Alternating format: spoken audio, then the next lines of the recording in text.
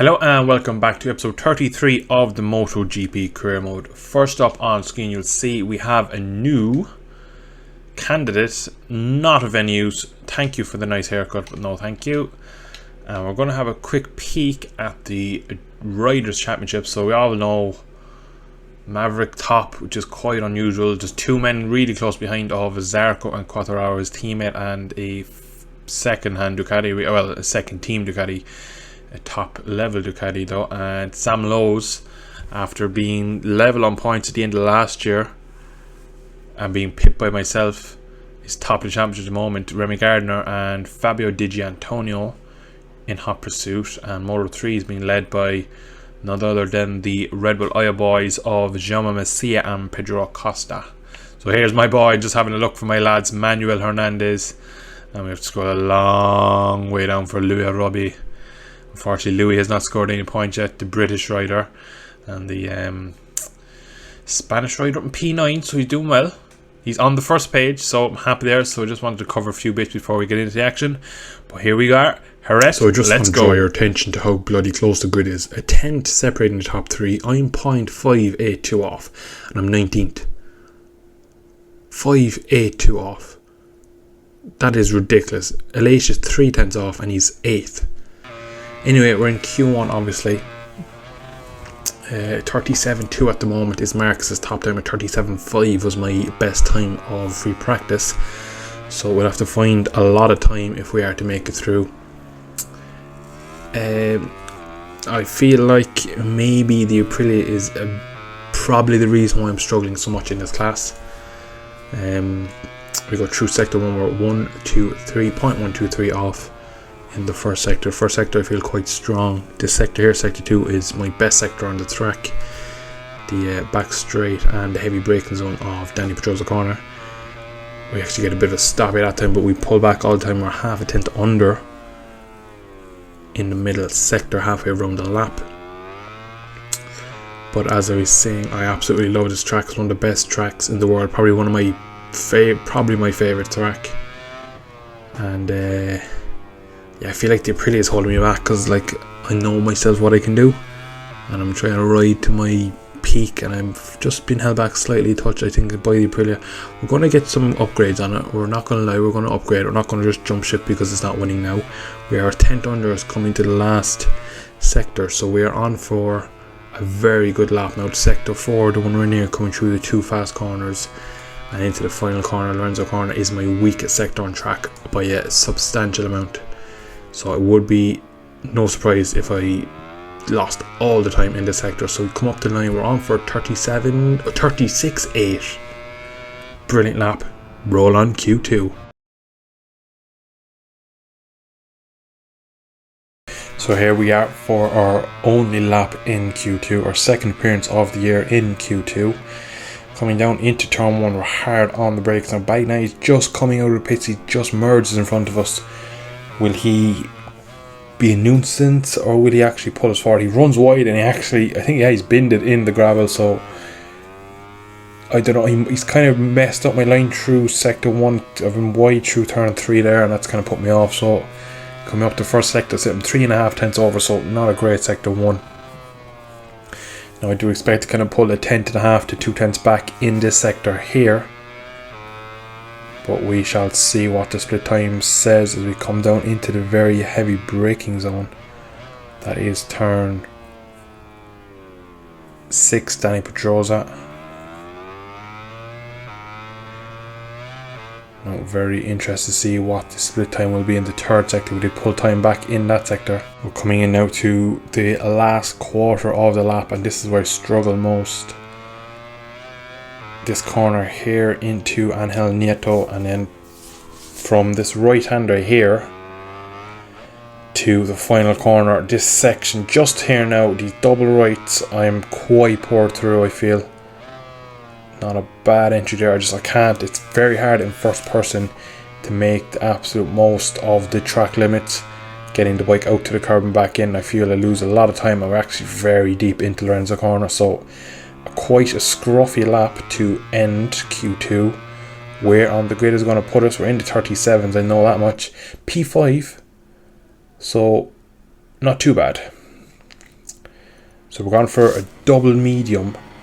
I tried hard in practice, and as it did give good tyre life, it didn't give much in the way of performance. So the likes of Nakayami Rossi and Alex Rins running it will be interesting.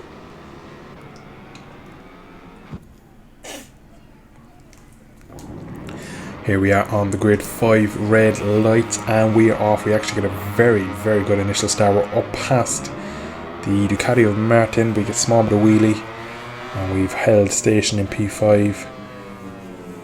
There's contact from the inside. We get a little nudge from Maverick Vinales, very unlike him. Go to take the outside line. We'll be on the inside then for this turn 3, sorry. Pretty good start. So now we're going to tuck it into P4. We're just going to slide up the inside of Maverick Vinales. He runs it wide.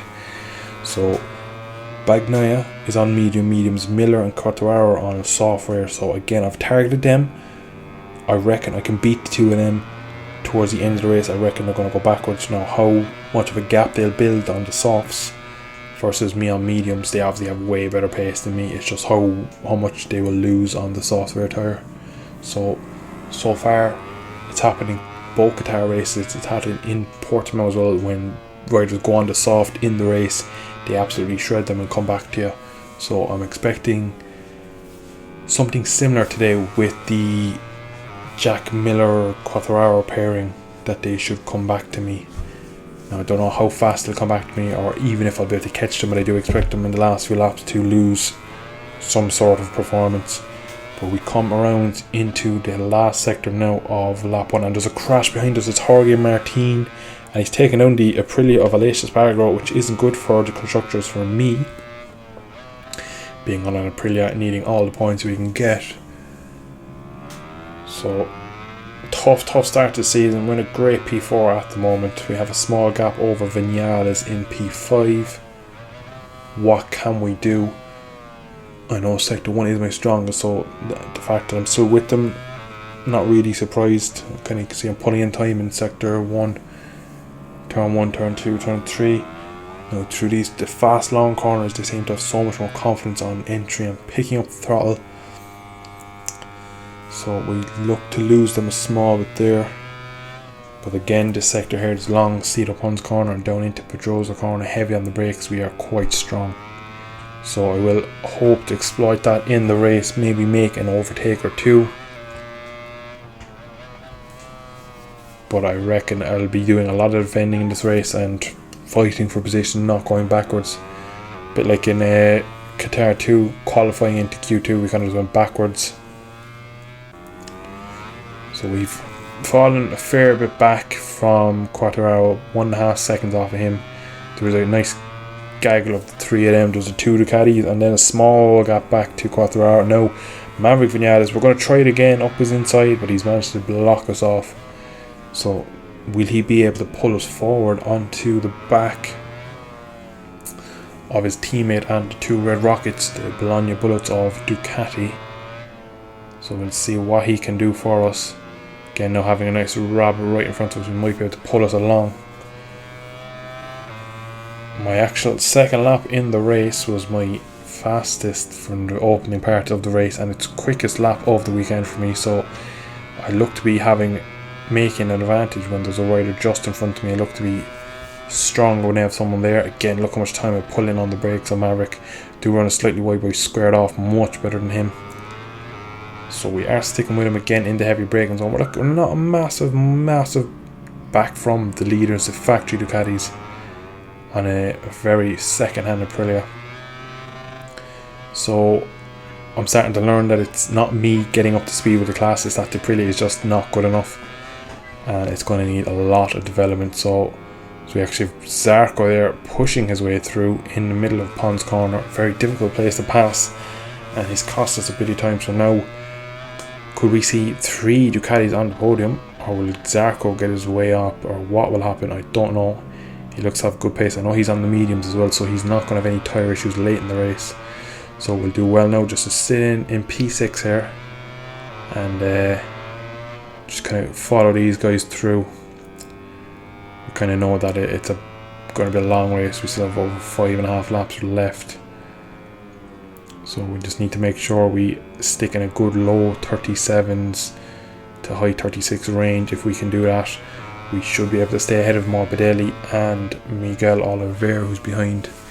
Like you can see, for some reason the AI managed again to go quicker in the race on race tyres with race fuel than they did in the whole of the weekend. A 36.6 from Francesca Bagnaia in the race is just, that is a really good lap time. Like for first person, third person rating, that is a very solid lap time.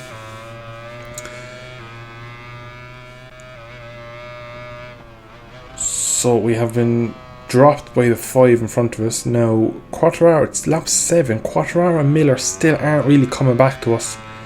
The tyre drop off is going to have to be huge if we're going to catch them. Bagnaia has disappeared a small bit from them. He's just slightly out of reach.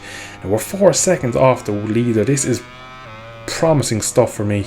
I know now this is my absolute favourite track, and I'm very, very strong around here, and I've done 1,000,002 laps around here. So I know exactly where I'm going and how to get the best out of this track. But nonetheless, to be in P6 on Mirror, and there's a crash actually behind from Miguel Oliveira. So the KTM, Red Bull factory KTM rider has binned it, and he's looks like he's maybe taken down Sean Mir and Nakagami. So it looks to be a huge crash behind. Because for a second, Lorenzo Salvadori was in P8, which would be an incredible result for him. But we come on now to the penultimate lap, and Fabio Quartararo has been passed by his teammates. So maybe, just maybe, he's hitting the tyre wall and his tyres are coming back to us, which means we could sneak a top 5. Now Miller's still in P2, but he seems to be the top of the next group ahead, and it looks like Bagnaia has pulled away. So if we can push for the last 2 laps now and risk a bit more, and maybe, just maybe, we could get a top 4 finish here in Jerez, which would be by far my best result of the season. So it shows, also we get a big error there on the curbs, losing drive down the back straight. It does show that maybe, just maybe, we might be able to get a podium or 2 this year. But we will have to develop this bike. It is shown that we're not going to be championship challengers this year. We'll have to probably do a year on the bike, get used to all the tracks, get up to speed, and maybe go hard for it next year. If we develop the bike to our own strengths, as Fabio has completely shredded his back tyre because he's coming back to us at an alarming rate of knots for him. Will he even be in the top 10 by the end of this race? I don't know, because he looks to be on the move. He doesn't look like it's quite similar to his real race actually. When he got arm pump, he just went backwards and he didn't even finish in the top 10 that day. You can see we have so much more corner speed and edge grip. We might even get him into the final corner, but just not close enough. He actually is pretty weak on braking as well, so he's completely lost his pace. He's a good few seconds off it now. He's got a reasonably good exit, so we're going to have to send it into the turn 1. Get a great overtake on Fabio Quartararo. I did not think in this episode that I'd be overtaking Fabio Quartararo for P5 of the race at Jerez. And now a certain Ducati of Jack Miller is just in front of me. That is P4. We did say a few laps ago that P4 is on the table. Now it's going to take an immense lap for me here to catch and even pass him.